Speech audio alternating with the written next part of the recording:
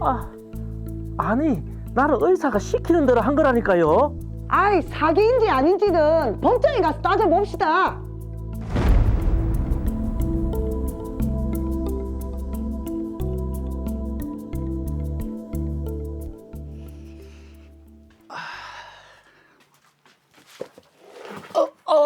그래. 이게. 이놈의 또 몸이 말썽이네. 나이 들면 조금만 움직여도 뜨끔합니다. 여보세요? 예, 내일 도배 가능합니다. 그럼요. 예, 한 2시간 정도면 충분합니다. 예, 내일 뵙겠습니다. 예. 그래. 손텔 씨, 평소에도 허리가 많이 아프셨다고요? 예. 제가 도배 일을 하다 보니까 아무래도 허리를 숙였다 폈다 할 일이 많아서요. 아직 심하진 않은데 디스크 초기 증세라고 보시면 되겠습니다. 며칠간 입원 치료 받으시죠. 이분이요? 제가 하루 벌어 하루 먹고 사는 사람이라. 몸이 재산이시잖아요. 지금 아끼셔야 더 오래 쓰시죠. 보험 있으시죠? 예. 그럼 입원 치료 받으시는 게 가장 빨리 낫는 비결입니다. 예, 알겠습니다. 그럼요, 네. 건강이 중요하죠. 남편 보험 좀 청구하려고요. 진단서랑 진료비 내역서. 네네. 그쪽으로 보내면 되죠? 알겠습니다. 뭐, 보험? 그동안 들어놓은 보험이 이제야 쓸모가 있네. 맨날 보험료 많이 나간다고 난리더만. 친구가 가입해달란다고 해서 들고, 전화 와가지고 텔마케터가 말하면 혹해서 또 들고, 우리 형편에 당신 보험료만 한 달에 100만 원이 말이 되나? 오. 봐라, 그래도 이럴 때 도움이 되잖아. 그러게 군뱅이도 구르는 재주가 있다더만. 당신 오지랖을 이렇게도 써먹네. 치료 잘 받고 얼른 낫기나 해라. 알았다.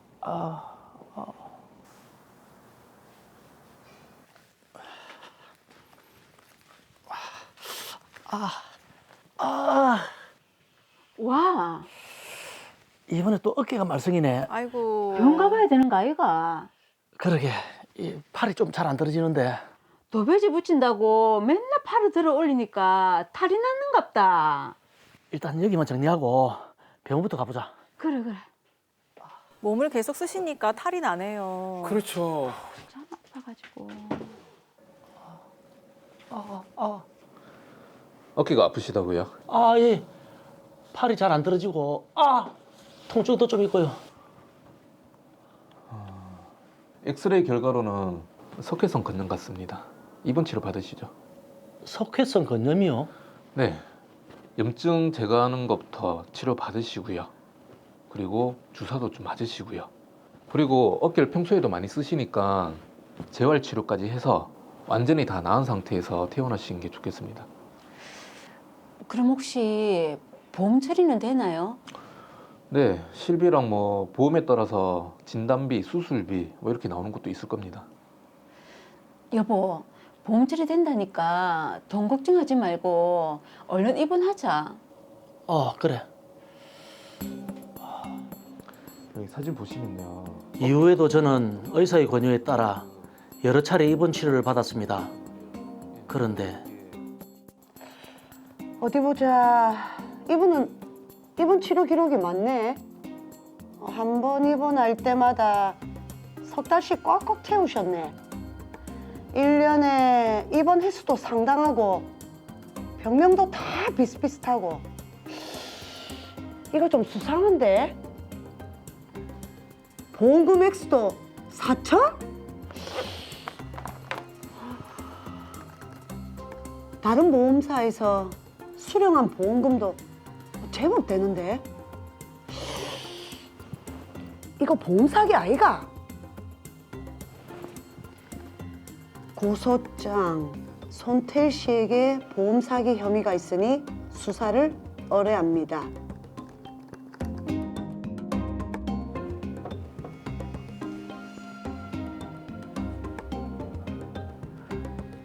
경찰서요? 보험 사기요? 아니 저는 그런 일 없습니다. 예, 조사받도록 하겠습니다.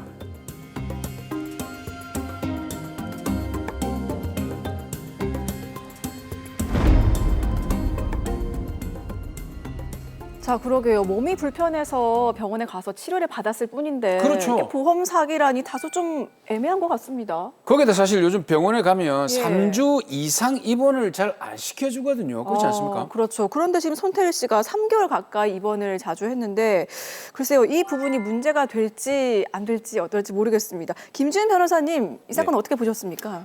네, 보험 사기의 경우 계약자가 보험금을 다수 내지 과다 청구하는 경우에는 보험 사기라고 의심하고 경찰서에 수사 의뢰를 하는 경우가 있습니다. 네. 손태일 씨의 경우 병원에 가지 않으면 치료가 되지 않는 사안이었음에도 고소를 당해서 억울할 수 있을 것 같습니다. 자, 손태일 씨의 이 억울함을 풀어봐야 할 텐데요. 우선에 요즘 보험 사기 문제가 좀 심각하다고 들었거든요. 네, 맞습니다. 어떻습니까? 네, 최근 뉴스나 각종 언론 매체에 나오는 사례들의 경우 고의로 교통사고를 일으켜 보험금을 받는다든지 병원에 가지 않거나 입원을 하지 않아도 되는 병증에 대하여 허위 또는 과장 입원을 하는 방법으로 보험금을 수령하는 경우가 있습니다. 네. 이와 같은 경우에는 보험 사기의 경우 다수의 다른 보험 계약자들에게 부담으로 돌아가기 때문에 절대 해서는 안 되는 행동입니다. 그렇죠. 절대 해서는 안 되는 행동을 손태일 씨가 했는지 안 했는지 자세하게 한번 살펴봐야 되겠는데 네. 일단 보험회사가 의심하는 부분이 입원 일수와 그리고 입원 횟수가 너무 많다라는 거 아니겠습니까? 그죠? 네, 맞습니다. 보험사에서는 손태일 씨가 허위로 입원을 하거나 적정 입원 일수를 초과하여 입원하였고 이 사실을 보험사에 고지한 부분이 기망행위라고 생각해서 보험 사기를 의심한 것으로 보입니다.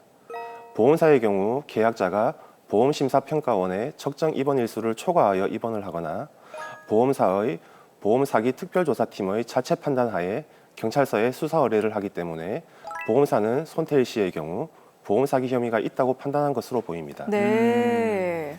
예, 제가 유사 사건을 담당해서 진행해 본 결과 이와 같은 사건에 있어서는 보험사에서 문제를 삼는 부분이 크게 두 가지가 있습니다. 보험사에서 문제를 삼는 두 가지 부분. 네. 어떤 겁니까? 네, 우선 보험 계약자가 소득 대비 적정 보험료를 지출하고 있는지 여부입니다. 네. 사례의 손태일 씨의 경우 고소득 직종이 아님에도 불구하고 다수의 보험사에 여러 가지 상품을 가입하는 등 소득 대비 과다한 보험료를 지출하고 있다면 보험 사기를 의심하게 됩니다. 소득 대비 많은 금액을 보험료로 지출하고 있다는 부분에 문제를 삼게 된다. 자, 두 번째는 뭡니까? 네, 두 번째는 입원 횟수가 과도하게 많고 입원 일수도 다소 길다는 점입니다. 네. 다른 환자들에 비해서 손태일 씨 역시 입원 횟수가 작고 입원 일수도 긴 편이긴 한데요. 그래서 보험사에서는 손태일 씨와 담당 주치의가 서로 공모해서 보험 사기를 한 것이 아니냐고 의심하고 있는 것입니다. 두 분이 보시기엔 어떻습니까? 그런 부분에서라면은 이게 보험 사기를 의심해 볼 수도 있을 것 같기도 한데요. 우리 또 사무장님께서 전직 또 보험사 출신이시거든요. 어떻게 보십니까? 일단 제가 교육 담당이었기 때문에 제가 교육한 내용을 바탕으로 봤을 때는 보험 사기가 좀 강력히 의심이 되고 있습니다. 아하, 어떻습니까? 네, 대부분 사무장님처럼 그렇게 생각하실 수 있습니다. 아니란 얘기네. 하지만 제가 의뢰인의 상황을 좀 더 살펴본 바에 따르면 의뢰인은 다소 억울할 수 있을 것으로 보입니다. 네, 피고인인 손태일 씨는 직업 관련 질환을 오래 알아왔고 의사의 권유에 따라서 입원과 치료를 했기 때문에 보험 사기에 고의가 없었다고 주장해서 억울함을 풀어야 될 것 같습니다. 그러니까 의사의 권유로 입원을 한 것이 맞다는 것을 강력하게 주장을 해서 손태일 씨가 보험 사기 혐의를 좀 벗어나야 되겠네요. 그렇습니다. 예. 환자 개인이 질병 등으로 느끼는 고통이나 불편은 객관적으로 수치화할 수 없고 개인마다 차이가 있을 수밖에 없습니다. 그런 상황에서 환자들의 평균적 치료 기간 이상으로 입원 치료를 받았다는 이유로 사기죄로 처벌한다면 선의의 환자까지 형사처벌을 받게 될 위험성이 있습니다. 예. 그렇죠. 그리고 사기 혐의에 대한 부분의 증명 책임은 검사가 지게 되는데요. 손태일 씨는 여기에 대한 반박을 정확하게 논리적으로 해야 할 것으로 보입니다. 네. 일단 뭐 입증 책임이 검사에게 있다고 하더라도 손태일 씨가 준비해야 될 어떤 그 증거라든지 이런 게 있을 거 아닙니까? 어떤 걸 준비하는 게 좋을까요? 우선 다수의 보험을 가입하게 된 경위에 대한 설명이 필요합니다. 보험사의 적극적인 권유를 통해 다수의 보험에 가입하게 되었고 보험 사기를 목적으로 가입한 것이 아니라는 점을 강조해야 합니다. 그리고 손태일 씨의 경우 손태일 씨 외에 배우자의 소득 자료를 제출하면서 소득 대비 보험료를 과다 지출한 것이 아니라는 점을 입증해야 합니다. 네. 입원 기간 중 치료를 위해 어떠한 진료를 받았고 입원 기간 동안 외출 내역 없이 치료를 잘 받았다는 점도 진료 기록부 및 간호 기록지 등을 통해 입증해야 합니다. 자, 그런데 앞서 뭐 얘기가 나왔지만 그런 내용들을 손태일 씨와 의사가 짜고 그랬다. 이렇게 의심을 해볼 수도 있잖아요. 맞습니다. 예. 실제 보험사의 경우 병원을 상대로 보험 사기 혐의가 있다고 봐서 수사 의뢰를 하는 경우가 있습니다.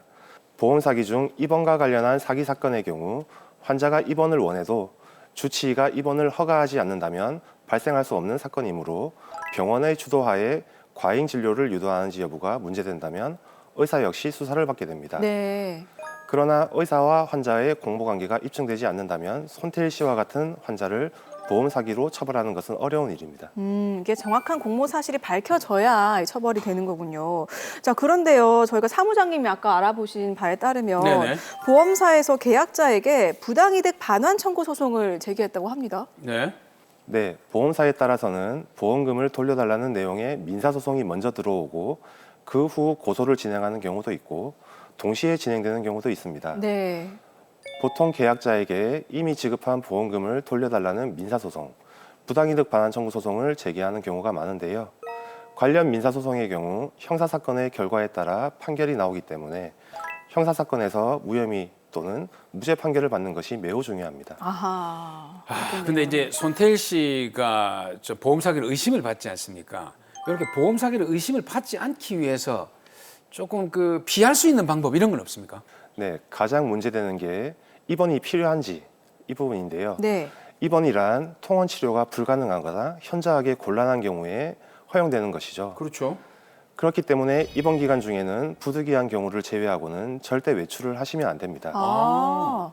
그리고 다른 사람들로부터 특정 병원이 입원을 잘 시켜준다는 소문을 듣고 그런 병원을 찾아다니시는 것도 안 됩니다. 예. 이런 병원은 관계기관에서 주의 깊게 보고 있기 때문에 이런 병원을 자주 오가는 것만으로도 보험 사기 의심을 받을 수 있습니다.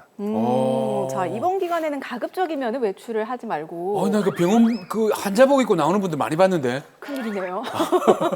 자, 그리고 입원을 잘 시켜준다는 특정 병원을 찾아다니지 말라. 이 부분을 잘 기억을 해야 될 것 같습니다. 네. 자, 마지막으로 보험 사기로 의심받은 손태일 씨께 한 말씀 해주시죠. 손태일 씨, 몸도 아픈데 보험 사기로까지 의심받아서 마음까지 많이 아프고 속상하실 것 같습니다. 아파도 보험 사기가 걱정돼서 이제는 병원에 가는 것도 겁나실 수 있지만 아픈 걸 참으면 큰 병이 됩니다. 참지 말고 아프면 병원에 가서 진료받으시고 억울한 사항은 법률 전문가와 상의하셔서 사실 그대로를 밝혀내시기 바랍니다.